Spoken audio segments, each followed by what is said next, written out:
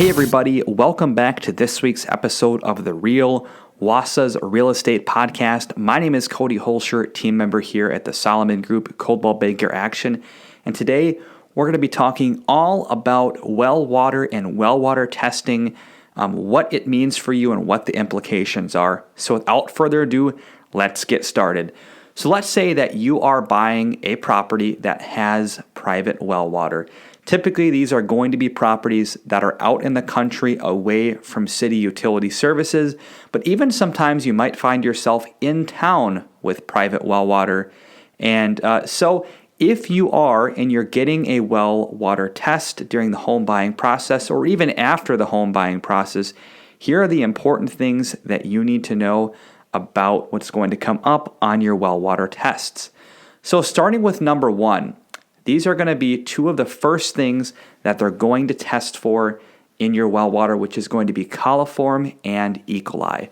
So both are a type of bacterial contamination. Coliform is probably going to be the more common of the two. We don't see E. coli very often. Coliform, we do see it more often than E. coli. It's not super common necessarily, but we do see it, especially on properties that have been vacant and sitting for a while. So coliform is a type of bacterial contamination, could come from bugs, animal waste, some type of bacterial contamination that gets into your well. Now, as gross as this sounds, an example of this might be maybe your well cap wasn't on properly and you had some spiders crawl up and you have a spider infestation in your well. Sounds gross, right? But that could cause coliform bacteria to form. And that might just be one of the many, many ways that you end up having high amounts of coliform on your test. And E. coli would be the second type of bacterial contamination. This is going to come from more direct contamination. A lot of times, especially if you're out in the country, you're near farm fields, you have a lot of maybe cows or something.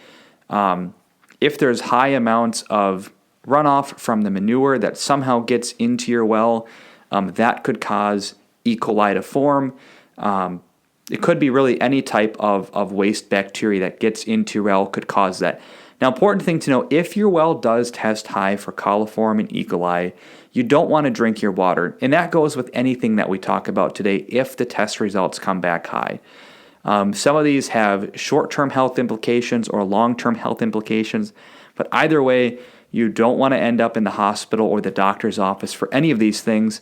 So definitely don't drink your water, but do listen to the steps that these items can be corrected, because all of the things we talk about in today's video can be corrected for relatively affordable prices and easy fixes, making your drinking water safe to consume again.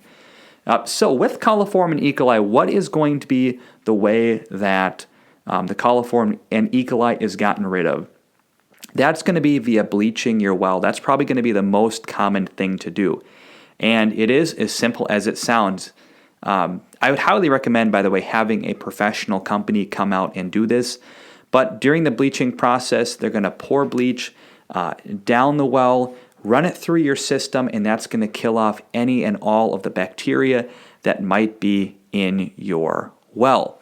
So again, to have it professionally done is only going to cost about $300 to $400. I think it's well worth your time. You don't have to worry about doing it yourself. You don't have to deal with the chemicals.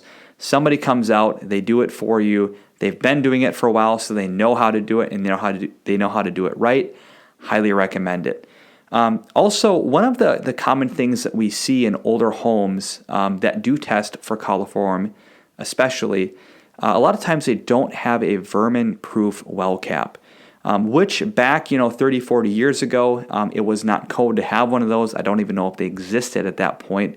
But essentially a vermin-proof well cap is a cap that it properly secures and seals the top of the well so that you don't get any bugs or creepy crawly things going up in through your well cap and contaminating your water.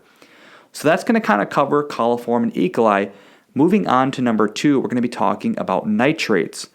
So what are nitrates? Well, nitrates are things that are commonly found in fertilizers. So again, if you're out in the country, you're by a lot of farmland, right? where fertilizers are used, nitrates are naturally going to seep into the ground and then are going to get into your drinking water supply. Now, the EPA has set safe limits for nitrates, and the safe limit is 10 milligrams per liter or less. So as long as you're under that 10 milligram liters per less, your drinking water is considered safe by the EPA. But if your drinking water is more than that 10 milligrams per liter, it is considered unsafe to consume. So, what is going to be the easiest fix for high levels of nitrates? It's going to be some type of a water filtration system. Could be like a reverse osmosis filter. These filters can be bought, they can be rented. Both have their pros and cons, buying versus renting. I'm not going to get into that. But I will say if your water does test high, you are going to want to get a water filtration system that is capable of removing nitrates in. And guys, I'm not talking about a $20 Brita filter from Target.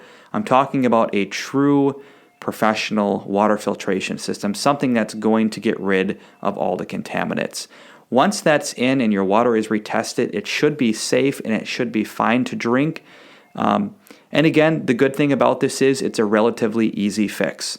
A water filtration system, having to put one of those in is not the end of the world. And now moving on to the last thing that we're going to be talking about, rather second to last thing, is going to be arsenic. Now arsenic, the EPA also has a safe level set, which is 10 micrograms per liter. So it's a little bit of a stricter measurement because arsenic is more potent and is really, really unsafe when humanly consumed. So if your test comes back at 10 micrograms or more per liter, it's going to be the same thing as nitrates. You're going to want to get some type of a water filtration system put in and have your water retested, and that should remove the arsenic. But again, like I said earlier, a relatively simple fix for something like that, and it's going to make your drinking water safe. So those are going to be the 4 things that they test for mainly in your well water test. Now moving on to something else, this is kind of a new topic that the public doesn't have too much knowledge about yet. There's been some reporting on it, which is going to be PFAS. So PFAS is a type of forever chemical. It's a man-made chemical, and the problem with PFAS is it does not biodegrade. And by the way, something about PFAS too, you might hear it as PFAS, you might hear PFOA. There are many different compounds of this man-made chemical. All are not good and all are something that you don't want in your drinking water. So these chemicals, they do not break down naturally, and that's the problem with them. Once they are in the drinking water, they're there forever. PFAS and PFOs were commonly used in manufacturing for many years, and once research started to come out that they had adverse health effects, manufacturers stopped using them and started using alternative things in their products. Here's the problem though, because it doesn't break down, once it's in the groundwater, it is there. And so cities like the city of Wausau, the village of Weston, the town of Red Mountain have all had PFAS issues, and the city of Wausau built a new water treatment plant which is actually removing the PFAS out of the water. The village of Weston, as far as I know, they shut down the wells that had high levels of PFAS, and they plan on doing a permanent filtration system at some point in the future. So the cities are testing for them, but currently it's not part of private well testing. So I would say that it's not a bad idea to see if you can get your well water tested at some point for PFAS and PFOA chemicals. That way, if it does come back high, you're aware of that. And again, like nitrates and like arsenic, there are water filtration systems that can remove PFAS from your water, making it safe to drink. So that's a little bit about PFAS. And let's say that you get your well water tested. It's not high on coliform. There's no E. coli. There's no nitrates. There's no arsenic. I would still recommend getting some type of a water filtration system. It's never a bad idea. In fact, even if I was on public water, I would probably still get some type of a water treatment system. Reason being, there's so many other things that can be in your water that you don't know about, and a lot of times too for taste. It's a relatively inexpensive fix for peace of mind, right? You have a water filtration system in, you know that your well water is safe to drink, it's going to taste good, and it's going to be healthy for your family to consume. So that is going to wrap up this week's episode of The Reel. Thank you all for listening, and we hope you guys tune in next week.